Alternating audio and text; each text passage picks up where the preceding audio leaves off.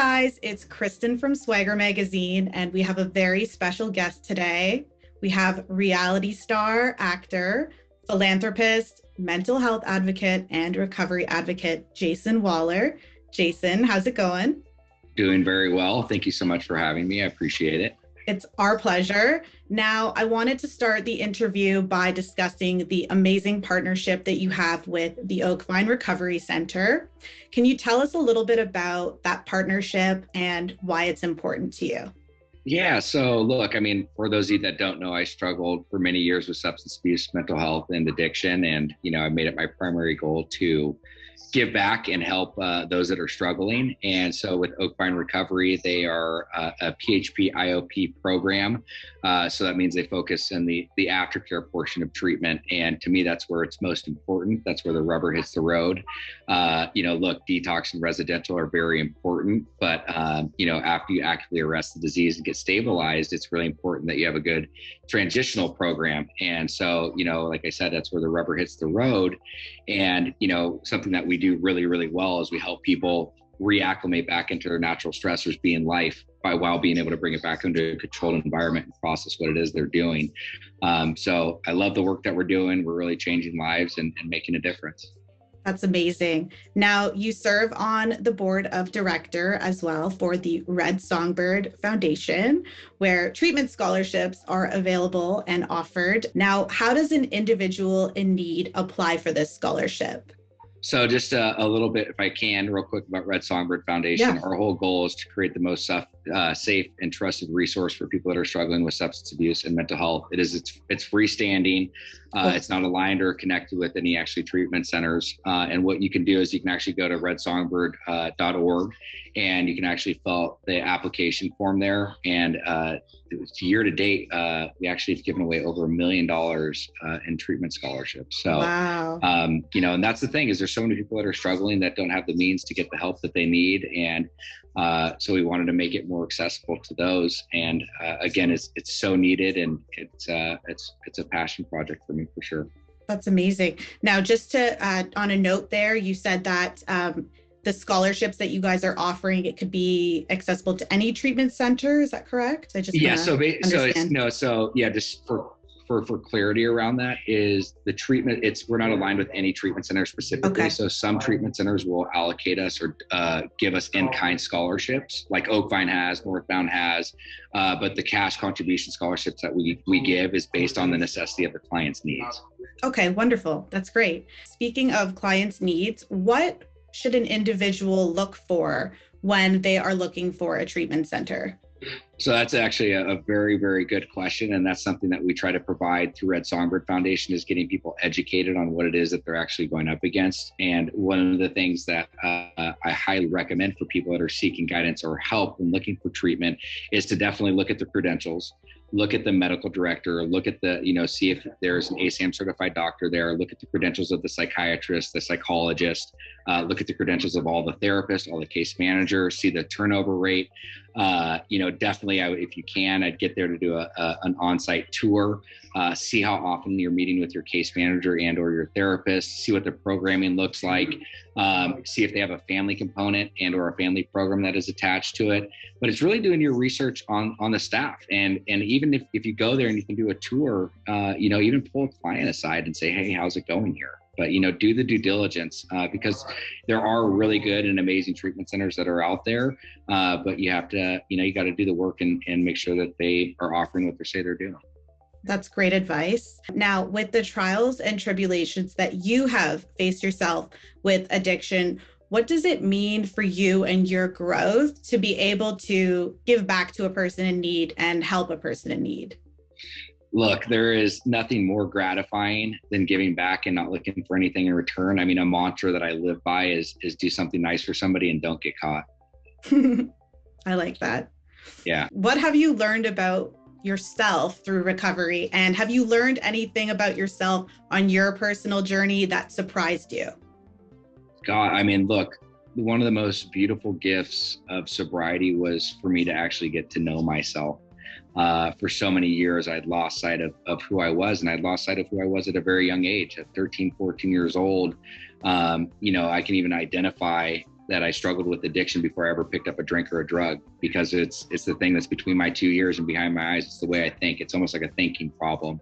And once I was able to have alleviation from drugs and alcohol, I'd lost sight of who I was. And so when I got sober, I was really able to connect with myself, and because I grew up surfing, skateboarding, snowboarding, playing baseball. I was a very active person, and my addiction led me to being isolated in a room by myself, and it literally had robbed me of everything.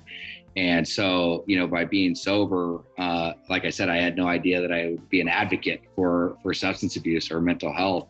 By me getting sober, I've been able to help a lot of family members, but I'd say, like, in general, one of the most beautiful things was just really getting to understand me and know what I like, know what I don't like. And it's on a daily basis getting to know that, and it's the self-discovery. And I didn't realize, like, there was little things that I mean, for funny things that I had never explored or tried doing. It was some of the stuff, like I was saying, whether it was picking up a ukulele, trying to play musical instruments, just doing other things that I never thought I would ever try, were definitely a beautiful thing. But just even being a family man, you know what I mean? And I never thought I would ever have kids. I never thought I would have, I never thought I'd get married. I mean, geez, I didn't think I was going to make it past 21 years old. So, I mean, literally every single thing that I've have in my life today is just truly a gift. That's amazing. Now, you are a dad, which is incredible. And have you noticed, has fatherhood changed you and made a positive impact on your life at all? It really has. And I mean, it's like, until you have kids, you really don't understand the meaning of, like, how deep your love can get. And, for me I grew up with a very structured family. I had a mom and dad that were very involved in my life, which was very, very instrumental. And I think it definitely plays into a part of my journey and my story, because originally when I got sober, my disease took me to the depths, not wanting to live. I wanted to commit suicide, and my motivation became my parents and my family.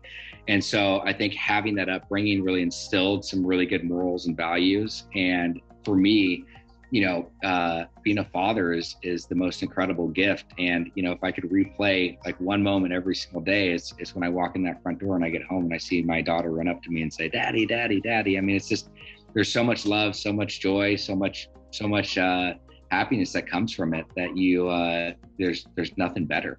That's so beautiful. I'm so happy for you. Thank you. So we know that you were on Laguna Beach in the hills, of course. Now, if you could go back in time and give your younger self prior to filming advice, what advice would you give yourself, knowing what you know now? That's another great question, because it's like, I wouldn't be at where I'm at today if I didn't go through and experience the things that I did. But at such a young age, having, such negative self-talk, and, just being so hard on myself, I would have given myself more grace. That's, if I could give myself, like, one piece of advice, it would have been, be nicer to myself. Because I put a lot of pressure on myself at a very young age, which obviously was not healthy. I think a lot of young people could use that advice to help them. I think I could have as well, my younger self. So I think that's really good advice. No, I appreciate it. Well, especially in this day and age, right? I mean, we're so many people, again, talking about losing sight of yourself. I mean, so many people get caught up and they don't even know what they like, because they're constantly trying to people please or impress, and it's not even to their own liking. Mm-hmm. Totally. Now back to the hills again. Yeah. You were previously known as the bad boy that Lauren did not go to Paris for. Did you ever have the opportunity to, talk to Lauren, make amends with her? Did you have that opportunity? Yes, I have had the opportunity, and I definitely, we've connected, we've talked, and I've taken ownership and accountability for all my mistakes, and did whatever I needed to do to make things right. That's awesome. I watched the show when I was in high school, and I was always team Jason. I'm just going to throw it out there. I appreciate that. I was always Team Jason. We kept it interesting back then, didn't we? Yeah. Oh yeah. It definitely paved the way for a lot of other shows, I have to say. Appreciate that. For the new season of The Hills New Beginnings, which just launched in the summer, do you think that fans can expect a third season? What's funny is I'm actually sitting here with Frankie. I'm actually at Frankie's house, right? I'm actually with Frankie. He's over there somewhere. That's awesome. Say hi, Frankie. Hi. I'm over here. We were just talking about that. And I can tell you, we honestly don't know. Which I feel I honestly think now that, again, as I think there was so much good momentum with it going, I would hope they'd bring it back, but we'll have to see. Well, fingers crossed. I'm sure that fans would love to see another season. So that would be awesome. So I was going to say, do you keep in touch with any co-stars? But I guess we've got one right in the room with you. Yeah, still stay in touch with Frankie, stay in touch with Audrina, Caitlin. I'm connected with Chris. Nice. And yeah, I still talk. I talk to basically everybody, but besides the Pratts. Okay. Yeah. And that's the tea. Yeah. Oh, that's awesome. Now, just to I have a question for you. What'd you think of the reboot? I really, really enjoyed it. A lot of my favorites were on it. I've always been a big Audrina fan. She's amazing. And I would love, obviously, if, in some way we could get Lauren to pop by on an episode, even if it was just, I don't know, a reunion. I think that'd be cool. But I love seeing everyone kind of grown up and living life. And it's cool and full circle as a fan who watched it in high school. So watch it as a young adult and see where everyone's at. So I appreciate that feedback. No, it would be cool. Lauren's obviously, she's living her own life in Laguna and got her family and her kids and her businesses, but it would be cool if she came back for, just to pop by. Because she's a big part of why the shows, she is the reason why the show's where it was at. So. Oh yeah. The fans would love that. So maybe MTV can make something happen there. We'll make Frankie do it. Frankie can make it happen. Now, to kind of circle back to what we were talking about in the beginning there, if you could give advice to someone who's struggling with mental health or addiction, if you could give them like loving advice, what would you give them? And I encounter this often, and, so many people are struggling and so many people have so much shame and guilt associated with what it is they're struggling with. And I'd say, look, you're not alone. I think it's important to understand that you are struggling with an illness and you have a sickness and there is a solution. And this is, if you wanted to do something about it, this is the last day you ever have to feel like this. I love that.